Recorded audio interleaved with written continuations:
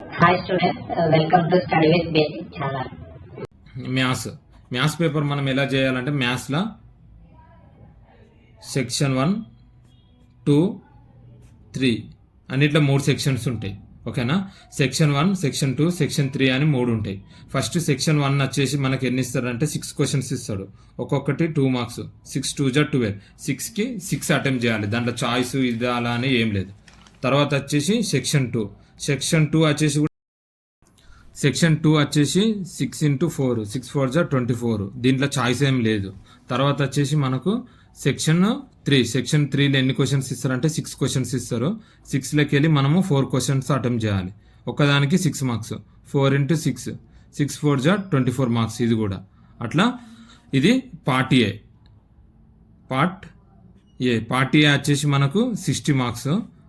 Part B వచ్చేసి మనకు 20 marks. Total 80 marks. 80 marks main exam.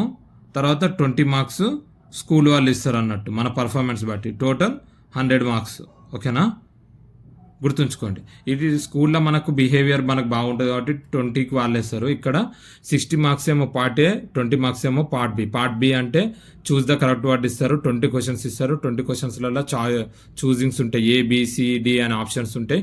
Question మంచిగా చదివి ఏ వస్తుందా బి వస్తుందా దానికి మనకు తెలిస్తే అలా రాయాలి. ఒకవేళ తెలియకపోతే దానికి ఏది నియరర్గా ఉంటే అది రాయాలి. పార్ట్ ఏ వచ్చేసి మనకు 3 సెక్షన్స్ ఉంటాయి కాబట్టి ఎప్పుడు కానీ గుర్తుంచుకోండి, మనకు లాంగ్ ఆన్సర్స్ నుంచి షార్ట్ ఆన్సర్స్ రావాలి. అంటే సెక్షన్ 3, సెక్షన్ 2, సెక్షన్ 1 ఇలా అటెంప్ట్ చేయాలి. ఇలా అటెంప్ట్ చేస్తే మనకు టైం మిగులుద్ది. మళ్ళీ మనము లాంగ్ ఆన్సర్స్ ముందు రాస్తాము. మనకు కొంచెం కాన్ఫిడెంట్ ఉంటుంది కాబట్టి పేపర్ కరెక్షన్ చేసే వాళ్ళు లాంగ్ ఆన్సర్స్ చూసి ఓకే బాగానే ఇచ్చిండు బాగున్నాయని అక్కడ ఇంప్రెషన్ మంచిగా ఉంటే ఆటోమేటిక్గా షార్ట్ ఆన్సర్స్ మీద పడి మనకు షార్ట్ ఆన్సర్స్ కాడ మార్క్స్ రావడానికి, ఎందుకంటే 2 మార్క్స్ ఉన్నాయి కాబట్టి 1 మార్క్ 1.5 మార్క్ అలా రావడానికి, ఒక్కొక్కసారి 2కి 2 రావడానికి కూడా ఛాన్స్ ఉంది. కాబట్టి ఎప్పుడైనా నుంచి గుర్తుంచుకోండి, సెక్షన్ 3, 2, 1 ఇలానే ఆర్డర్లో రాయాలి. మళ్ళా మ్యాథ్స్కి కూడా స్టెప్ బై స్టెప్, అంటే చాలా కొట్టివేతలు ఉండద్దు. దేనికి ఏం రాస్తున్నాం, ఏ ప్రాబ్లంకి ఏం రాస్తున్నాము. ఫర్ ఎగ్జాంపుల్ మనకి ఇక్కడ పేపర్ ఉంటుంది, ఇలా పేపర్ ఉంటుంది. పేపర్ ఉన్నప్పుడు ఇక్కడ ప్రాబ్లం రాస్తే ఎప్పుడు కానీ రైట్ సైడ్ కార్నర్కి మనము ఏ ఈక్వేషన్ ఏ సెంటెన్స్ రాస్తున్నామో దానికి ఏమైనా ఫార్ములా ఉంటే సైడ్కి ఫార్ములా రాసి బాక్స్ కొట్టండి. ఫార్ములా రాసి బాక్స్ కొడితే ఆ ఇంప్రెషన్, అంటే ఆ పేపర్ దిద్దే వాళ్ళకు ఆ సైడ్కి ఫార్ములాస్ చూసి ఓకే ఈ ప్రాబ్లం దీంట్లో అంటే ఈ ప్రాబ్లంలో ఈ ఫార్ములాస్ యూజ్ చేస్తారు, అంటే ఈయన ఈ ఫార్ములాస్ సైడ్కి రాశాడు కాబట్టి ఈయనకు తెలుసు ఈ ప్రాబ్లం ఎలా సాల్వ్ చేయాలని వాళ్ళకు ఒక ఇంప్రెషన్ ఉంటుంది. కాబట్టి ఏది అటెంప్ట్ చేసినా సైడ్కి ఫార్ములాస్ రాయండి. ఫార్ములాస్ అనేది మ్యాండేటరీ. ఆ ఫార్ములాస్ రాసి మీరు ఒకవేళ ఆన్సర్ తప్పైనా రాంగ్ అయినా కూడా ఆ ఫార్ములాస్ అది చూసి మీకు మార్క్స్ రావడానికి ఛాన్సెస్ ఉన్నాయి చాలా. ఓకేనా? అదైతే బాగా గుర్తుంచుకోండి. మ్యాథ్స్లో మళ్ళీ ఇంకోటి ఏది కొట్టేయద్దు. స్టెప్ బై స్టెప్ రాయాలి. మల్టిప్లికేషన్ కానీ ప్లస్ ఆర్ మైనస్ కానీ బ్రాకెట్లు పెట్టడం కానీ X² క్యూబ్స్ XYలు అవి ఇండికేట్ చేయడం కానీ ఏది రాసినా కూడా ఆలోచించి మంచిగా రాయండి. ఒక్క చిన్న మిస్టేక్ ప్లస్ మైనస్ కూడా చిన్న మిస్టేక్ ఇస్తే ఎంటైర్ ఆన్సర్ మొత్తం రాంగ్ అవుతుంది. కాబట్టి మ్యాథ్స్ అనేది మంచిగా చూసుకొని మంచిగా ప్రిపేర్ అయ్యి మంచిగా అటెంప్ట్ చేయండి. ఓకేనా?